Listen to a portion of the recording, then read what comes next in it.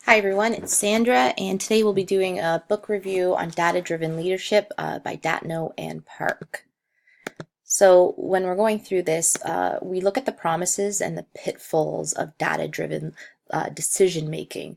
So data-informed leadership is part of a continuous process of improvement. It requires reflective skills and informed, thoughtful decision making.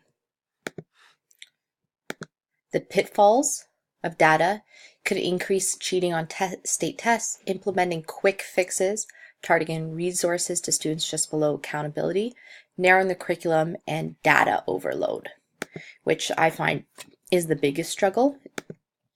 The benefits is that we can set and refine our goals, pace instruction, align lessons to the curriculum, highlight the discrepancies, culture of inquiry, and reinforce school priorities.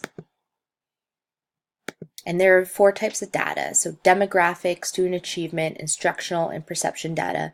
And I find perception data the hardest to incorporate into our goals and to hold ourselves accountable with in order to create change. Chapter 2 looks at the 4 P's of the educational reform. So focusing on people. A school has a unique set of leaders and teachers with established habits and patterns of interaction. One has only to witness the departure of a few key players to see how large an impact people have on a school. Practices, protocols for doing things, ways of talking about students, and norms of interaction can either help or constrain the data-informed leader. Sometimes the same features simultaneously help and hinder. I think practice is the biggest one for me personally because I think strong leaders demonstrate good practices and that you tend to follow leaders with good practices, want to do better. Policies shape the work of schools more than ever before, and the districts are taking an increasingly active role in educational reform, and accountability increases at the government level. At the school level, such policies help to inform classroom practices as teachers emphasize certain content areas over the others, group students in particular ways, and so on. I also think it's important to note that good leaders will interpret policies that's reflective of their school and their changes. Patterns. People also have particular patterns of interaction within a given setting. In some schools, teachers may wield a great deal of influence, whereas in others, they have very little decision-making power. So reculturing for data use. How can we use this data to help us reculture our schools? So reculturing requires a deliberate effort on the part of leaders to change the culture by promoting new forms, frames, and belief systems. This process of reculturing at a school level is really by shared and reinforced leadership teams. So it's not just, say, a principal dictating what's going. It's about taking responsibility with everybody, incorporating them in the process, which goes to our next point of including strong linkages between district and school leaders and school teams. Frame data use in ways that engenders trust rather than suspicion in the minds of teachers. The one diagram I'd like to point out is curriculum assessment instruction. I think this is really important because it's very reflective as in, we follow the curriculum, we might give assessment and base our instruction on that and continue this process to continue improving how we teach. Goals, routines, and tools for data use. So we've all been part of goals, we know that. So common tools and routines to facilitate data use is common curricular guidelines, benchmark assessments, and structured teacher collaboration. I think those are really important, and I know personally right now we are working on all of these in aspect with we're using the curriculum and the changes in the curriculum.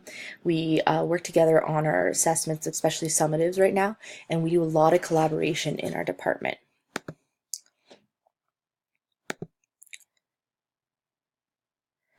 So using data for instructional empowerment, I think this is where we're heading, personally where I'm heading right now, and is how can I use this data that's coming out?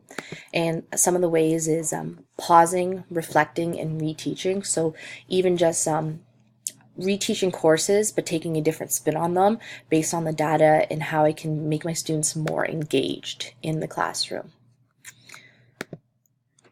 And then we need to move towards student engagement at the center of instructional importance. So sharing assessments, experimenting with new instructional strategies, and reflecting on instructional practices. For me, this is probably the most important slide in my presentation, because I think if I can frame my ideas around this, that this will help me to actually become a better leader within my department. So into our last chapter here, we look at facing the future with data-informed leadership, and Datno and Park outlines 7 things we need to be doing. So use data to support a culture of inquiry and continuous improvement. Use knowledge of the 4 pleas in planning reform efforts. Build trust in the process. Huge trust is, we talk about that a lot in this course, is having trust in your leaders. Build skills and knowledge for data use. I think that's where I personally am, is how can I use the data and what information can I get from that data. Establish goals, routines, and tools to support data use. Keep equity concerns at the forefront, and set your data use and around improving instruction. Last point I think is really good is that we have all this data, but at the end, like, our goal is to make use of this data to make our students better. And so we need to use it and have goals for that. So I just want to say thank you for listening to my presentation, and I hope I gave you a little bit more of an insight of how Datno and Park reflected in my own teaching practice.